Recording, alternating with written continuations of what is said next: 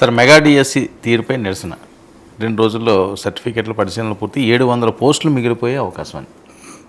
అంటే 2 విషయాలుగా ఉంది. ఒకటి, ముందు ఆ ఫలితాలు పూర్తిగా రాకుండా ఈ పరిశీలన అది ఇది అంటున్నారు అని ఒక సందేహం. పారదర్శకంగా జరగడం లేదు, ఇవేవో ముందుగానే ఫిలప్ అయిపోయి మమ్మల్ని ఊరికే చేస్తున్నారని ఒక తీవ్ర నిరసన అది జరుగుతుంది. రెండవది, ఆదివాసీ ప్రాంతాల్లో పోస్టులు కూడా మీరు భర్తీ చేస్తున్నారు, మాకు అన్యాయం అయిపోతుంది, ఈ పోస్టులు మావి.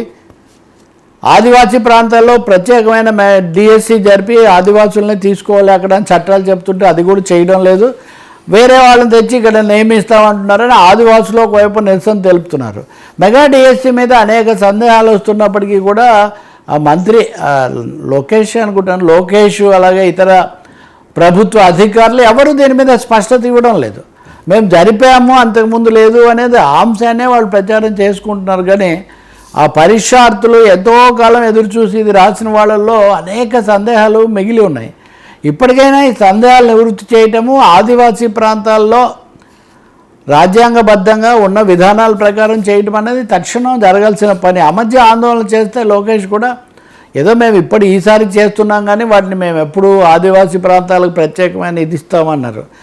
పవన్ కళ్యాణ్ కూడా రేపో ఎల్లుండో అక్కడ పర్యటన ఏజెన్సీ ప్రాంతానికి వెళ్తారు అని కూడా వార్తలు వస్తున్నాయి. మరి ఇది చేస్తున్నప్పుడు వాళ్ళకు ఉపాధి కల్పించాలి కదా, అక్కడ టూరిజం డెవలప్ చేస్తాము ఇంకొకటి అంటే వాటన్ని అవి ఎవరు వస్తారు, వాళ్ళ షరతులు ఎలా ఉంటాయి, వాళ్ళ పని పరిస్థితులు ఎలా ఉంటాయి, అది వేరే అంశం. హోటళ్లలో సప్లైర్లుగా చేయడం కాదు, మాకు అర్హత ఉంది. అలాగే అక్కడ విద్యా వికాసం జరగాలంటే కూడా అక్కడ విద్యా సంస్థలు పెట్టాలి, వాటిలో అక్కడున్న వాళ్ళు పని చేయడము పాఠాలు చెప్పడం చాలా సులభం అవుతుంది. ఎందుకు వీళ్ళ కోసం ఆదివాసుల కోసం స్పెషల్ డిఎస్సి పెట్టడం అన్న ఏజెన్సీ ప్రాంతాల డిఎస్సిని ఎందుకు నిర్లక్ష్యం చేస్తున్నారు, ఎందుకు స్పందించడం లేదు, ఈ ప్రశ్నలన్నీ వస్తున్నాయి.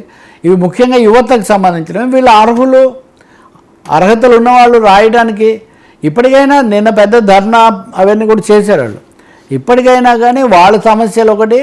రెండవది, డిఎస్సి ప్రాసెస్ ఇలా జరుగుతుంది, మీకేమీ సందేహాలు అక్కర్లేదని సందేహ నివృత్తి కూడా చేయాల్సిన అవసరం ఉంది. లేకపోతే మటుకు మరిన్ని తలనొప్పులకు, అలాగే ఈ అభ్యర్థులు బాధపడిన వాళ్ళు దానివల్ల నష్టపోయిన వాళ్ళు కోర్టులోకి వెళ్తారు. కోర్టులోకి వెళ్తే కనుక మొత్తం ప్రాసెస్ మళ్ళీ ఆగిపోతుంది. సో ఇది ఒక తీవ్రమైన సమస్య.